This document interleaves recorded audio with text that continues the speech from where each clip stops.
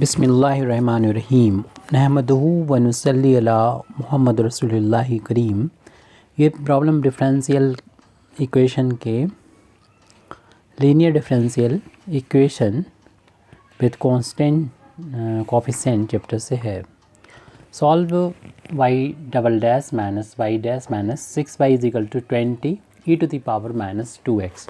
सबसे पहले तो हम इस प्रॉब्लम को डी नोटेशन में लिख देंगे। तो d यानी यहाँ पर होता है कि x यहाँ पर इंडिपेंडेंट वेरिएबल है और y डिपेंडेंट वेरिएबल है। d को हम d ओवर डी एक्स लिख देंगे और जो d डबल डैश है उसको हम लिखेंगे d2 over D x square. यहाँ पर अगर ये y डैश डिनोट कर रहा है तो y डैश का मतलब हुआ कि y का differentiation with respect to x।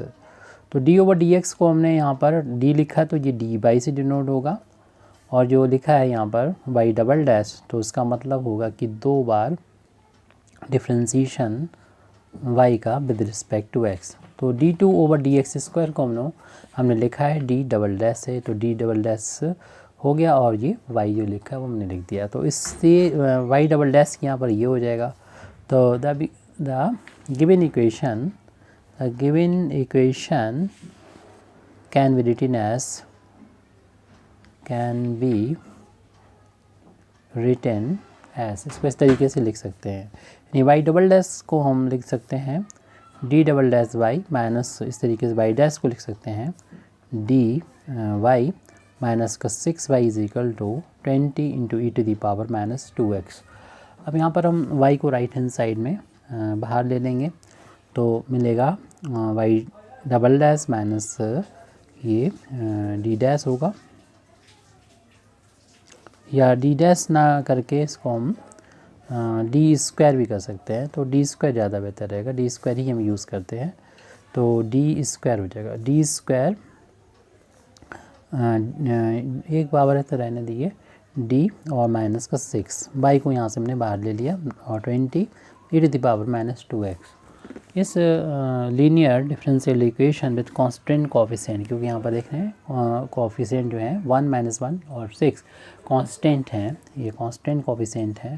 तो इस प्रॉब्लम को जब सॉल्व करते हैं तो 2 पार्ट में हम लोग करते हैं, एक तो कम्प्लीमेंट्री फंक्शन और उसके बाद पर्टिकुलर इंटीग्रल, दोनों को ऐड कर देते हैं तो y की वैल्यू जो सोल्यूशन है वो आ जाता है इन टर्म्स ऑफ x आ जाता है। तो कम्प्लीमेंट्री फंक्शन पहले फाइंड करते हैं, और कम्प्लीमेंट्री फंक्शन फाइंड करने के लिए हम इस डिफरेंशियल इक्वेशन का लिखते हैं एक्सिलरी इक्वेशन। तो it's axillary equation. Axillary equation लिखना हो तो y का जो कोफिशिएंट जो d का फंक्शन होता है वहाँ d की जगह पर m पुट कर दी, m square minus m minus 6 बराबर 0। यहाँ से इससे m की वैल्यू को फाइंड कर देंगे, इसके फैक्टर को फाइंड करते हुए। अब यहाँ पर देख रहे हैं फैक्टर कर सकते हैं हम 6 के 2 फैक्टर ऐसे कर देंगे इसका डिफरेंस 1 आ जाए, यानी माइनस 1 आ जाए। 6 को लिख सकते हैं 2 और 3 और 2 का डिफरेंस 1 आ गया, लेकिन माइनस लाना बड़ी क्वांटिटी माइनस की छोटी प्लस की, और इसमें m लाना तो m कर देते हैं। तो फर्स्ट टर्म को ऐसे लिख दें, लास्ट को ऐसे मिडिल टर्म को स्प्लिट कर दें इस माइनस 3m में और प्लस के 2m में, और फिर ये 4 टर्म हो गए, 2 के पेयर बना लेंगे। m को कॉमन लेंगे तो m माइनस का 3 हो गया, यहाँ पर 2 कॉमन लेंगे तो m माइनस का 3, और इसको 0 के बराबर रख के इसमें इन दोनों में से m माइनस 3 को बाहर ले लेंगे तो m माइनस का m प्लस 2 आ जाएगी इक्वल टू 0। 2 फैक्टर आ गए और यहाँ से m की वैल्यू भी मिल जाएगी 3 और माइनस का 2 मिल जाएगी। तो इस m की वैल्यू को देख के हम कम्प्लीमेंट्री फंक्शन लिख सकते हैं c1 e to the power 3 independent variable x से मल्टीप्लाई कर दिए, c2 e की पावर माइनस का 2x हो जाएगा। ये तो यहाँ तक को फाइंड करने में कोई प्रॉब्लम शायद नहीं होगी, प्रॉब्लम अब आने वाली है।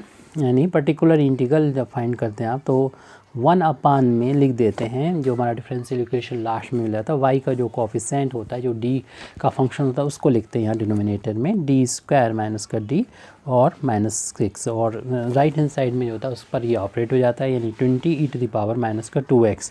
20 तो कॉन्स्टेंट आप इसको इधर साइड से भी लिख सकते हैं, और इसके फैक्टर जिस तरीके से ये m है वैसे यहाँ पर d है, तो इसके 2 फैक्टर जैसे आए थे वैसे ही हम इसके फैक्टर कर लेते हैं। 20 को कांस्टेंट है बाहर लिख देते हैं और इसके फैक्टर m की फार्म में उधर थे, d की फार्म में यहाँ पर लिख देंगे, यानी d+2 को पहले लिख देंगे और d-3 को हमने बाद में लिख दिया। ऐसा रीज़न इसलिए है क्योंकि हम यहाँ पर इस फार्मूले को अप्लाई करना चाहते हैं। तो 1/fd, अगर e की पावर ax होता है तो इसकी वैल्यू होती है 1/fd की जगह पर आप x को कोफिशिएंट रख देते हैं और फिर ये वैल्यू आ जाती है, सॉल्व हो जाती है। लेकिन यहाँ पर तभी कर सकते हैं जब एफ ए की वैल्यू 0 के बराबर नहीं होगी। वो इसके लिए नहीं हो रही है क्योंकि अगर पूरे में रखेंगे तो 0 आ जाएगा,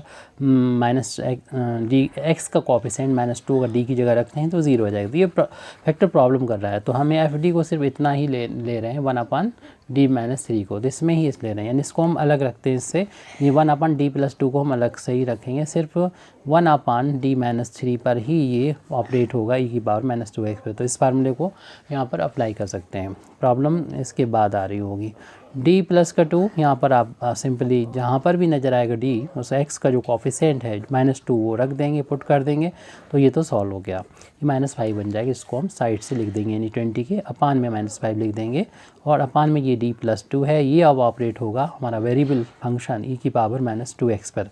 इसमें ये वाला फार्मूला अप्लाई नहीं कर सकते, तो इसमें कौन सा फार्मूला यूज़ करेंगे, इसमें ये वाला फार्मूला यूज़ करेंगे।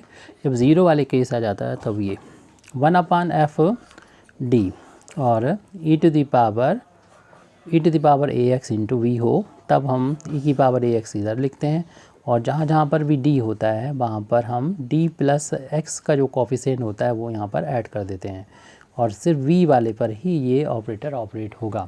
अब यहाँ प्रॉब्लम है कि एक ही फंक्शन है, यहाँ तो 2 थे, तो दूसरा हम अपना ले लेंगे 1 ले सकते हैं, ये v का काम करेगा और इस फार्मूले को अप्लाई करेंगे तो ये दिक्कत जो थी वो इधर दूर आ जाएगी। हमारे 20 को कैंसिल कर सकते हैं 5 से 4 टाइम्स, यानी माइनस का ये 4 आ चुका है और यहाँ पर हम इस फार्मूले की जब अप्लाई करेंगे तो e की पावर वाला जो है इधर रख दें जो दिक्कत खड़ी कर रहा था, और लेकिन जहाँ पर भी d होगा वहाँ पर d प्लस का वो लिख लें जो यहाँ पर x का कोफिशिएंट है जो कि -2 है, और फिर उसके बाद में जो भी चल रहा है उसको हमें लिखना ही, यानी d की जगह तो ये लिख दिया जो कि हमने कर्ली ब्रैकेट में लिखा है, प्लस का 2 था वो लिख दीजिए, स्क्वायर ब्रैकेट लगा दें और ऑपरेट ये v की जगह पर हमारा ये 1 आ रहा। साथ ही यहीं पे प्रॉब्लम होगी जिन्होंने हमसे पूछा है।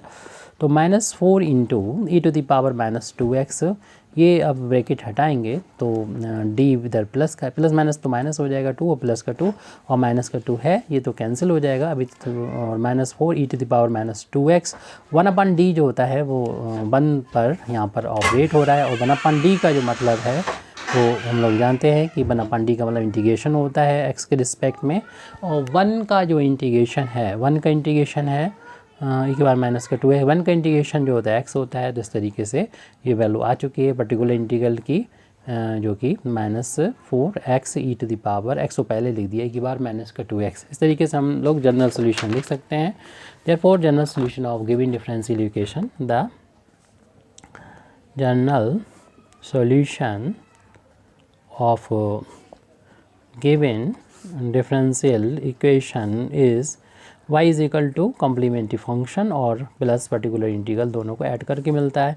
y is equal to complementary function कितना है, complementary फंक्शन जो है वो c1 e to the power 3x है plus c2 e to the power -2x है।